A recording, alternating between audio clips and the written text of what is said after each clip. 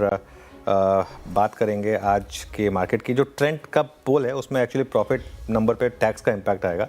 Actually 20-25% overall number की growth हम expect कर रहे हैं, वो सिर्फ 4% में मत जाइए। थोड़ा अगली बार उसको हम हेडलाइन में थोड़ा मेंशन करेंगे, क्योंकि वो एबिटा नंबर जो है वो 24% ग्रो करने की उम्मीद है ट्रेंड में, इसीलिए ट्रेंड में रैली भी हुई है। लेकिन खैर आप आते हैं आज की मार्केट पर और देखते हैं क्या शानदार मार्केट में रैली हुई है आज। और देखें तो बैंक निफ्टी की अगुवाई में ये रैली हुई है, सबसे इम्पॉर्टेंट चीज़ यही है।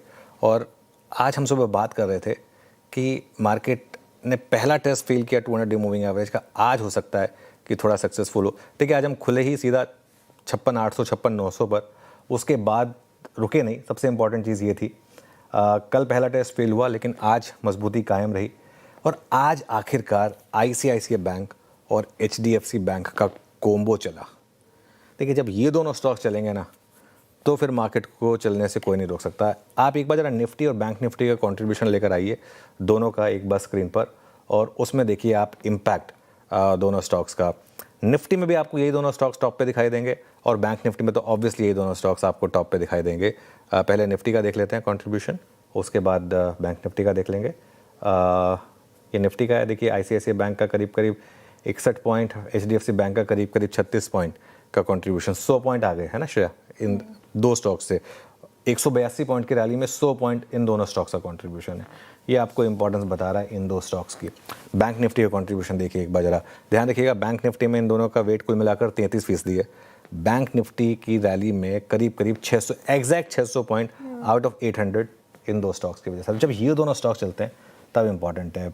और हमेशा CNBC आवाज़ पर एक बात हुई हमेशा कि मार्केट को अगर तेज़ी की तरफ लेकर जाएगा तो बैंक निफ्टी है। बैंक निफ्टी ज़्यादा मजबूत है, ये हमेशा बात हुई है।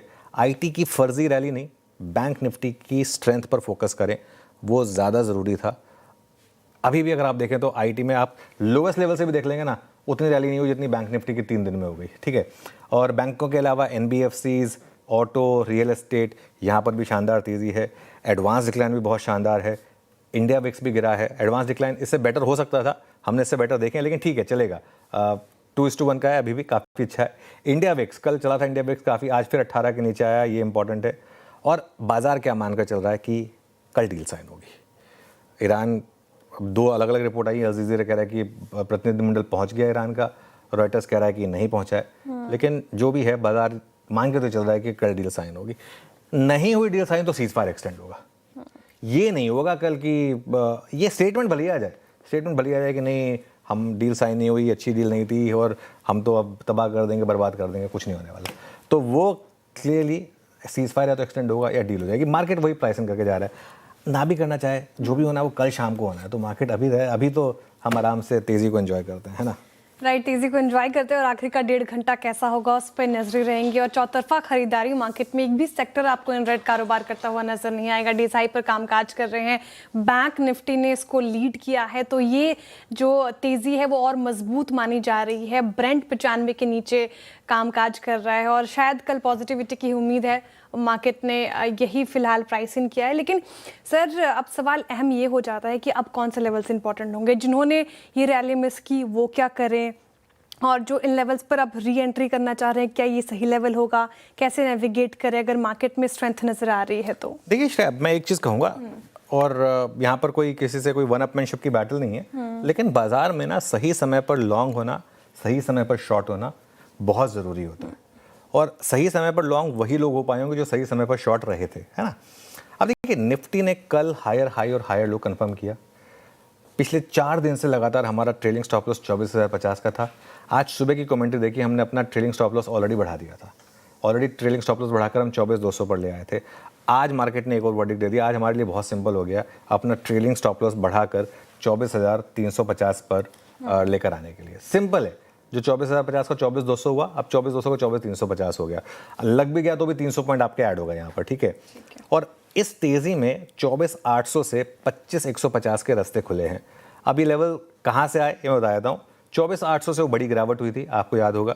जो इमीडिएट गिरावट तो पहले से ही हो गई थी, लेकिन जो इमीडिएट गिरावट थी वो 24,800 से हुई थी और 25,150 पर आपका निफ्टी का 200 डे मूविंग एवरेज है। अब अगर बैंक निफ्टी ने 200 डे मूविंग एवरेज रिक्लेम कर लिया तो निफ्टी भी मोस्ट लाइकली कर ही लेगा। सिर्फ एक फिसड्डी इंडेक्स IT है उसमें, तो उसमें थोड़ा सा दिक्कत हो सकती है, लेकिन इंडिविजुअल स्टॉक्स और ट्रस्ट मी, इसीलिए और मैं सच बताऊं तो अगर आप देखेंगे CNBC आवाज़ पर, और क्यों CNBC आवाज़ देश का नंबर 1 चैनल है, क्योंकि हम इस चीज़ को समझते हैं कि दर्शकों को क्या चाहिए, हमारे मन को क्या चाहिए वो नहीं, तो इसीलिए हम ज़्यादा फोकस जो है ना आजकल स्टॉक्स पे कर रहे हैं। सुबह की कमेंट्री में अगर आप देखें 7 बिग स्टॉक्स थे, 2 स्पॉटलाइट और 6 चैट GPT वाले काउंटर्स थे, कुल मिलाकर 15 स्टॉक्स हमने डिस्कस करे थे, है ना। ज़्यादातर कुछ गलत भी पड़े, लेकिन ज़्यादातर में मूव जो है वो आपके फेवर में आया है।